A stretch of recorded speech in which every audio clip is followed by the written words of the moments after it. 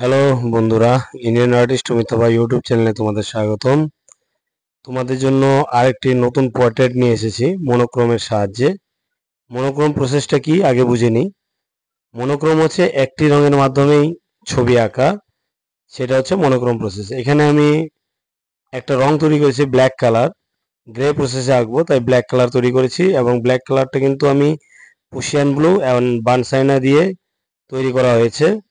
ক্যামেলের যে water colour আছে, artist water colour, সেখানে পুশিয়ান ব্লু আর বার্নসাইনা বলে একটা রং আছে, ব্রাউন এবং ব্লু, ডিপ ব্লু, সেই রংটা মিক্স করে কিন্তু কালো রংটা হয়। তারপরে স্কেচের উপরে যেখানে যেখানে ডিপ পোর্শনগুলো থাকবে ধীরে ধীরে ধীরে সেই ডিপ পোর্শনগুলো ধরতে হবে। তারপরে ধীরে ধীরে অন্য কিছু ছবি আঁকার আগে, একটি পোর্ট্রেট আঁকার আগে সবার আগে মনে রাখবে প্রথমে চোখ করে নিবে। চোখ করা হয়ে গেলে তারপর নাক করবে, মুখ করবে।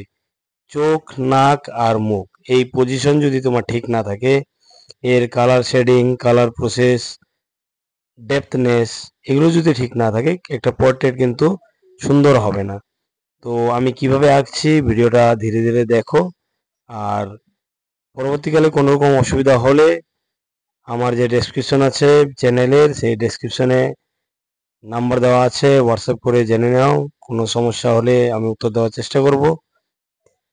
তো দেখো কিভাবে করেছি। এই যে ছবিটা এঁকেছি সেটা হলো অরবিন্দ অরোরা, ইউটিউব চ্যানেলের একজন ইউটিউবার আর কি। সেই অরবিন্দ অরোরা বিভিন্ন রকম বিষয় নিয়ে ভিডিও বানিয়ে থাকেন, শর্ট ভিডিও, ব্রড ভিডিও উভয় আছে। তো সেই অরবিন্দ অরোরা স্যারের যে পোর্ট্রেটটা, সেই পোর্ট্রেটটা আমি আঁকছি। কেমন হচ্ছে অবশ্যই জানাবে, আর ভিডিওটা শেষ পর্যন্ত দেখবে। যারা ছবি আঁকতে ভালোবাসো বা ছবি আঁকা শিখতে চাও, তারা কিন্তু শেষ পর্যন্ত দেখবে। শেষ পর্যন্ত যদি না দেখো তাহলে কিন্তু কিচ্ছু বুঝবে না, অনেকটা সমস্যা হবে।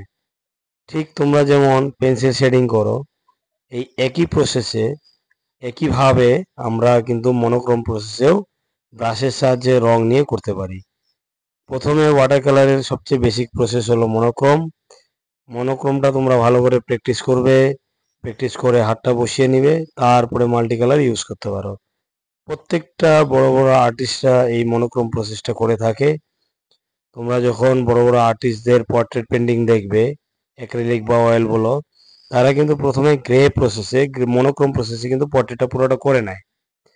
করা হয়ে গেলে তারপরে ধীরে ধীরে অ্যাক্রিলিক রং বা অয়েল কালার যেটাই হোক না কেন, সেই টোনের উপরে ধীরে ধীরে ধীরে ধীরে তারা কালার বসিয়ে তারপর টোনটাকে ধরার চেষ্টা করে। ঠিক সেই প্রসেসটাকে ফলো করতে হলে মনোক্রোমটা আগে শিখতে হবে। ইউটিউবে প্রচুর ভিডিও আছে, অনেকে ভিডিও বানায়, যারা আর্ট শিখে না তারাও ভিডিও বানায়, খুব সুন্দর সুন্দর ভিডিও বানায় পোর্ট্রেটগুলো। কিন্তু একটা ব্যাপার রয়েছে, যখন তোমরা ছবি আঁকা শিখবে তখন তোমার বিষয়টাকে ভালোভাবে জানতে হবে। দেখে দেখে আঁকতে আঁকতে একটা পারদর্শিতা অর্জন করা অন্যরকম, আর থিওরি এঁকে সেটাকে সঠিক পর্যায়ে, আর্টটাকে সঠিকভাবে সঠিক দিশায় নিয়ে যাওয়া আরেক ব্যাপার। তো যারা আর্টিস্টদের ভিডিও দেখো, যারা আর্টিস্টদের আর্ট দেখো, তাদেরকে বলবো আর্টিস্টদের আর্টগুলো দেখো কিভাবে করছে, সেগুলো বোঝার চেষ্টা করো। আর যারা মজা নেওয়ার জন্য ভিডিও দেখছো, তাদের বলবো যে এইসব টিউটোরিয়াল ভিডিওগুলো দেখার দরকার নেই। তোমরা যারা ওই যে নায়ক নায়িকা এদের ছবি যারা আঁকে তাদের ভিডিওটা দেখতে পারো, কোনো সমস্যা নেই। তো যারা শিখতে বসেছো বা শিখতে আছো, শিখছো, তারাই একমাত্র টিউটোরিয়াল ভিডিওগুলো, আর্টিস্টদের ভিডিওগুলো দেখবে। কারণ আর্টিস্টরা যে ছবি আঁকে, তারা কিন্তু শেখানোর জন্য আঁকে এবং নিজের প্র্যাকটিসের জন্য আঁকে। এই যে পোর্ট্রেটটা আমি আঁকছি, এটা কিন্তু প্রথমত আমি চাইনি ভিডিওটা দিতে, যেহেতু এগুলো স্টাডি ওয়ার্ক।